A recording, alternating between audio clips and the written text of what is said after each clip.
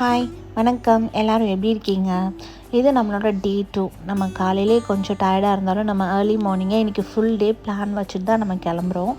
எல்லாருக்குமே ஒரு ஃபாரின் ட்ரிப்னால் ஒரு எக்ஸைட்மெண்ட்டு, ஒரு ஜாலி அதெல்லாம் இருக்கும்ல. அந்த மாதிரி தான் எங்களுக்கும் வந்து ஏதாவது ஒரு ஃபாரின் கண்ட்ரி போகணும், ஃபேமிலியோடு போகணும் அப்படின்னு சொல்லி ரொம்ப ஆசையாக இருந்துச்சு. பட் எங்களால் ரொம்ப ப்ரீ பிளான் பண்ணி இந்த ட்ரிப்பை பர்ஃபெக்டாக பண்ண முடிஞ்சுதா அப்படின்னு கேட்டால் இல்லை. அப்போ அங்கங்கே கொஞ்சம் கொஞ்சம் ஃப்ளாஸ் இருந்துச்சு. பட் ஸ்டில் நாங்கள் வந்து அதை ரொம்ப என்ஜாய் பண்ணோம். அதில் நாங்கள் பண்ண ஒரு ஃப்ளாஸ் என்ன அப்படின்னா, இங்கே இருக்கிற மெயின் அட்ராக்ஷன்ஸ்லாம் இருக்குல்ல, அதுக்கெலாம் நாங்கள் வந்து முன்னாடியே வந்து டிக்கெட் வந்து புக் பண்ணல. நம்ம வந்து கடைசி நேரத்தில் பிளான் பண்ணனால கொஞ்சம் லேட்டாக புக் பண்ணிக்கலாம் அப்படின்னு சொல்லிட்டு கொஞ்சம் ரிலாக்ஸாக இருந்துட்டோம். அதனால் வந்து எங்களுக்கு இந்த ஃபியூச்சர் மியூசியம் இருக்குல்ல, அதோட டிக்கெட் வந்து கிடைக்கல. ஸோ நீங்கள் இனிமேல் ஏதாவது பிளான் பண்ணுறதா இருந்தால், நம்ம எப்போவுமே வந்து அட்வான்ஸாக பிளான் பண்ணுறது நல்லதுன்னு சொல்லுவோம்ல, அந்த மாதிரி நீங்கள் அட்வான்ஸாக பிளான் பண்ணிக்கோங்க. அப்போ தான் நம்மளுக்கு எல்லா அட்ராக்ஷனோட டிக்கெட்டும் கிடைக்கும். மற்றபடி நம்மளுக்கு வேறு எல்லா அட்ராக்ஷனுக்குமே ஓகேயாக தான் இருந்துச்சு. இந்த ஃபியூச்சர் மியூசியம் வந்து சரி நம்மளுக்கு டிக்கெட் தான் கிடைக்கல, நம்ம அங்கே போயிட்டு உள்ள வரைக்கும் போயிட்டு அங்கே டிக்கெட் கிடைக்குதா அப்படின்னு சொல்லி கவுண்டரில் கேட்டு பார்க்குறோம் அப்படின்னு சொல்லிட்டு நாங்கள் அங்கே வரைக்கும் போனோம். பட் நாங்கள் உள்ளே போய் டிக்கெட் கேட்டப்பவுமே அவங்க வந்து இல்லை, இது வந்து ஆன்லைன் டிக்கெட்டிங் மட்டும்தான் அப்படின்னு சொல்லிட்டாங்க. ஸோ எங்களால் வந்து டிக்கெட் வாங்க முடியல. சும்மா நாங்கள் வெளியில் அப்படியே பார்த்துட்டு அப்படியே ஃபோட்டோ எடுத்துகிட்டு வந்துட்டோம். இது வந்து துபாயோட ஒரு மெயின் அட்ராக்ஷன். பார்த்தது தான் நல்லா இருந்திருக்கும். பட் ஸ்டில் நம்மளுக்கு எது கிடைக்கணும்னு இருக்கோ அதானே கிடைக்கும். பட் மற்றபடி இந்த ட்ரிப்பை நல்லா என்ஜாய் பண்ணலாம் அப்படின்னு சொல்லிட்டு நாங்கள் காலையிலே இன்றைக்கி வந்து புர்ஜ் கலீஃபா, அப்புறம் வந்து துபாய் மால், அதை சுற்றி உள்ள இடத்தெல்லாம் நாங்கள் இன்றைக்கி ஃபுல்லுமே கவர் பண்ணிடலாம் அப்படின்னு நினச்சிட்டு நாங்கள் வந்து அங்கே தான் போனோம்.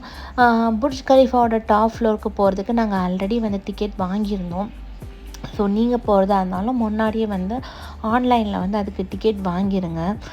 ஒரு எக்ஸைட்மெண்ட் இருக்கும்ல, லைக் நம்ம வந்து டாலஸ்ட் பில்டிங்கோட டாப்க்கு போகிறோம், அதுவும் நம்ம ஃபேமிலியோட போகிறோம் அப்படிங்கிற போது அதனால் நம்ம நிறைய ஃபோட்டோஸ் எடுக்கணும், அது பண்ணணும் இது பண்ணணும் அப்படின்னு சொல்லிட்டு இன்ஸ்டாகிராமில் ஒரு 100,000 சஜஷன் பார்த்துட்டு தான் நம்மளே போனோம்.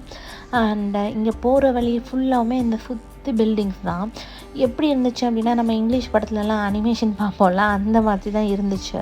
ஸோ அதுவே வந்து பிரம்மாண்டமாக இருந்துச்சு. நம்ம உள்ளே போனோன்னே புர்ஜ் கலீஃபாவோட ஒரு குட்டி மாடல் வச்சுருந்தாங்க.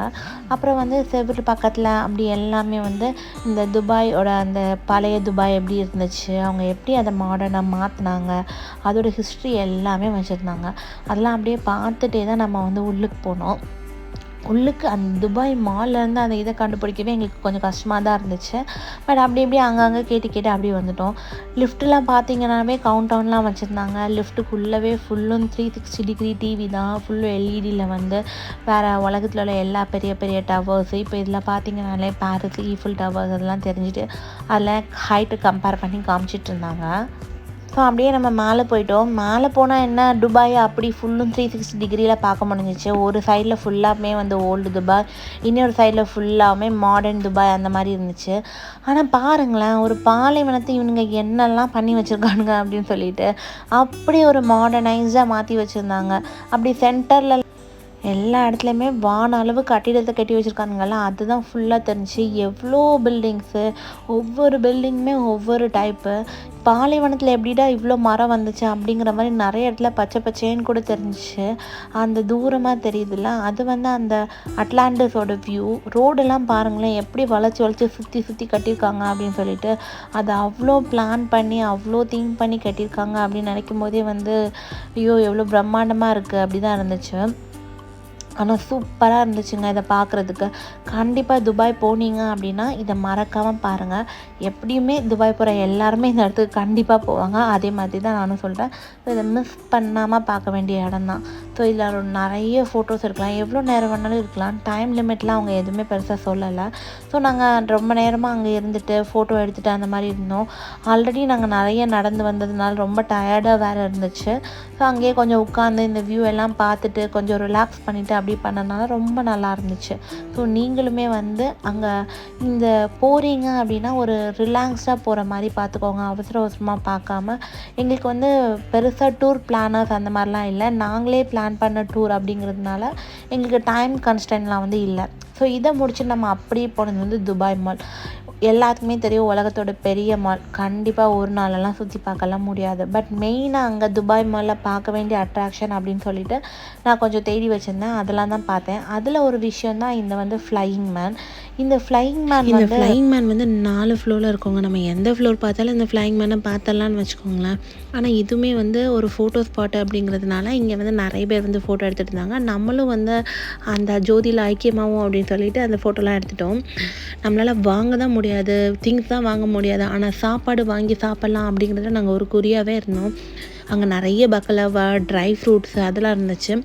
எல்லா கடையிலையும் போய் வாங்க முடியாதுல. நம்மளுக்கு பட்ஜெட் ஃப்ரெண்ட்லியாக எங்கே இருந்தோம் அங்கே போய் கொஞ்சம் வாங்கிட்டு கொஞ்சம் அள்ளி போட்டு கொஞ்சம் சாப்பிட்டுட்டு அப்படியே அந்த மாலை சுற்றிட்டே இருந்தோம்.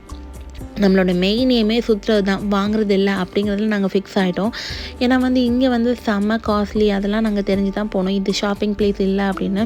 பட் நம்மளுக்கு கொஞ்சம் பிராண்டடான ஐட்டம்ஸ் வேணும் அப்படின்னா நம்ம இங்கே வந்து கண்டிப்பாக ட்ரை பண்ணலாம். நாங்கள் வந்து ஃபஸ்ட்டே அக்வாரியம் போகலை உள்ளுக்கு, ஏன்னா இங்கே சிங்கப்பூரில் நாங்கள் அதே அக்வாரியம் பார்த்துட்டோம். பட் நாங்கள் வெளியிலேயே இந்த அக்வாரியம் வந்து எப்படி இருக்கும் அதெல்லாம் வந்து நாங்கள் பார்த்துட்டு இருந்தோம். அதில் வந்து இந்த அக்வாரியத்தோட ஸ்பெஷாலிட்டி என்ன அப்படின்னா, நம்மளை வந்து ஒரு கேஜ்குள்ளே போட்டு அந்த தண்ணிக்குள்ளே வந்து உள்ளே விடுவாங்க. பட் அதெல்லாம் இங்கே சிங்கப்பூரில் கிடையாது. பட் ஸ்டில் நாங்கள் வந்து அக்வாரியம் போகலை. அதுக்கப்புறமா இங்கே வந்து டைனோசர். இந்த டைனோசருக்கு போகணுன்லாம் அவசியமே இல்லைங்க. ஆனால் என் பையனுக்கு டைனோசர் ஒரு க்ரேஸ், ஓகேவா. இந்த டைனோசரை நம்ம பிள்ளையார் எப்படி ஒரு 108 தடவை சுற்றுனோமோ அதேமாதிரி இந்த எலும்பு கூட அவன் வந்து சுற்றுறான். எதுக்குடா சுற்றுறேங்கிறது அவனுக்கும் புரியல, பார்க்குற எனக்கும் புரியல. ஆனால் விளையாடிக்கிட்டே இருந்தான். அதனால் இங்கே நம்மளுக்கு பார்க்குறதுக்குலாம் ஒன்றும் இல்லை. பட் சும்மா அந்த பசங்க என்ஜாய் பண்ணுவாங்க. இந்த டைனோசரோட எலும்பு இங்கே எப்படி வந்துச்சு, டைனோசரோட ஹிஸ்ட்ரி அதெல்லாம் வேறு சுற்றி வச்சுருந்தாங்க. இங்கே பக்கத்தில் ஒரு காஃபி ஷாப் இருந்துச்சு. நாங்கள் வந்து நம்மளுக்கு என்ன தேவையோ அதை அந்த வேலையை பார்த்துட்டு இருந்தோம். அவன் இங்கே விளையாடிட்டு இருந்தான். இதை முடிச்சுட்டு நம்ம நெக்ஸ்ட்டு போனது வந்து துபாயோட அந்த ஃபவுண்டைன் ஷோ. நம்ம துபாய் மால்லேருந்து வெளியில் வந்த உடனே இந்த ஃபவுண்டைன் ஷோ இருக்குது. ஆனால் நீங்களும் எங்களை மாதிரி கைடு இல்லாமல் சுற்றிட்டு இருந்தீங்க அப்படின்னா யார்கிட்டையாவது வழி கேட்டு கரெக்டாக வந்துடுங்க. ஏன்னா நம்மளுக்கு தெரியாத ஊர், எப்படி போகணுன்னு தெரியாது. இந்த உலகத்துலேயே உள்ள பெரிய மால்லேருந்து எப்படி வெளியில் வரணும்னு கூட தெரியல. நாங்கள் கொஞ்சம் சுற்றி கேட்டு வந்துட்டோம். கைடு இருந்தாங்க அப்படின்னா அவங்களே கூட்டிகிட்டு வந்துடுவாங்க. இந்த மாலில் இந்த ஃபவுண்டைன் ஷோ வந்து கண்டிப்பாக பார்க்க வேண்டிய ஒரு ஷோ தாங்க. அது செம்ம கூட்டமாக இருக்கும். வாரத்தில் 3 நாள் இந்த ஷோ இருக்கும் நான் கேள்விப்பட்டேன். 7:30 அந்த டைம்லேருந்து 10:45 வரைக்கும் ஒவ்வொரு ½ அன் ஹவரில் இருக்கும். நீங்கள் டைமிங் வந்து மறுபடியும் செக் பண்ணிக்கோங்க. நீங்கள் போக முன்னாடி அந்த டே அந்த ஷோ இருக்கா அப்படிங்கிறத பார்த்துட்டு வந்து போங்க. எனக்கு சிங்கப்பூர்லேயுமே இந்த மாதிரி ஒரு ஷோ இருக்கும். கம்பேர்லாம் பண்ணலை. பட் எது பெஸ்ட்டு அப்படிலாம் இங்கே எதுவுமே சொல்ல முடியாது. ரெண்டுமே அவங்களோட யூனிக்கில் பெஸ்ட்டாக இருந்துச்சு.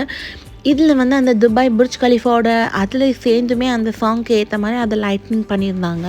ஸோ இதை நம்ம வந்து ஒரு ½ அன் ஹவர் ஷோ இருக்குன்னா எல்லா ஷோ ஒரே மாதிரி இருக்குமா அப்படின்னு கேட்டால் கொஞ்சம் டிஃப்ரென்ஸ் இருந்துச்சு. பட் அந்த சாங்க்கு வந்து அந்த லைட் டான்ஸ் ஆடுறது வந்து ரொம்ப சூப்பராக இருந்துச்சு. கண்டிப்பாக மிஸ் பண்ணாமல் பாருங்கள். ஒரு நிறைய ஃபோட்டோ கேப்சரிங் மொமெண்ட்ஸ் வந்து இந்த ஷோவில் இருக்கும். அதுவும் இல்லாமல் அந்த பக்கத்தில் அதை சுற்றி அந்த லேக் இருக்குல்ல, அதில் வந்து போட் ரைட் கூட இருக்குது. நாங்கள் ட்ரை பண்ணல. பட் நீங்கள் உங்களுக்கு இன்ட்ரெஸ்ட் இருக்குது அப்படின்னா நீங்கள் வந்து ட்ரை பண்ணலாம். முக்கியமாக நம்ம போனது எதுக்கு, ஃபோட்டோ எடுக்கிறதுக்கு. இந்த ஐ லவ் துபாய், இந்த ஹார்ட்டு இதெல்லாம் நம்ம இன்ஸ்டாகிராமில் முன்னாடியே பார்த்துட்டோம். ஸோ அந்த இடத்துக்குலாம் போயிட்டு எவ்வளோ கஷ்டமாக இருந்தாலும் எவ்வளோ கால் வலியாக இருந்தாலும் சுற்றி நிறைய ஃபோட்டோஸ்லாம் எடுத்துகிட்டு அதுக்கப்புறம் அந்த விங்ஸ் வச்சு பொம்மை இருக்குல்ல அது பக்கத்துலேயும் போய் ஃபோட்டோ எடுத்துகிட்டு அதுக்கப்புறம் அங்கே போலீஸ்லாம் வேறு இருந்துச்சு. ஏன்னா இந்த இன்ஸ்டாகிராமை பார்த்து நம்மளை மாதிரியே 4-5 பயல்க வருவாங்கன்னு பார்த்தா 50-100 க்யூவில் நிற்கிறாங்க ஃபோட்டோ எடுக்கிறதுக்கு. சரி அதெல்லாம் ஒரு ஃபோட்டோ எடுத்துகிட்டு அது பக்கத்தில் ஒரு பார்க் இருந்துச்சு. அங்கே சும்மா காலார உட்காந்து இந்த புர்ஜ் கலிஃபாவை ரசிச்சுட்டே இருந்தோங்க. ஆனால் எவ்வளோ கால் வலிச்சாலும் நம்ம ஒரு இடத்துல உட்காந்துட்டு இந்த லைட்டிங்லாம் பார்க்குறதுக்கு சூப்பராக தாங்க இருந்துச்சு. நான் பொதுவாக எப்படி அப்படின்னா இந்த டூர் போகிறதுலாம் வந்து ரிலாக்ஸ் பண்ணுறதுக்காக நான் பொதுவாக போக மாட்டேன். எனக்கு இடம் சுற்றி பார்க்குறது அப்படிங்கிறது எனக்கு ரொம்ப பிடிக்கும். என் ஹஸ்பண்டும் என்ன மாதிரி தான். நாங்கள் ஆஃபீஸ்க்கு லேட்டாக போவோம், சோம்பேறியாக இருப்போம், அதெல்லாம் வேறு விஷயம். ஆனால் இந்த டூர் போகணும் ஏதாவது ஒரு இடத்த பார்க்கணும் அப்படின்னா காலையிலே எழும்பி சுற்ற ஆரம்பிச்சிருவோங்க. ஓகே, இன்றைக்கி கோட்டை முடிச்சிச்சு, நம்ம தூங்க போகலாம். நாளைக்கு இன்னொரு வீடியோ பார்க்கலாம். Tata bye.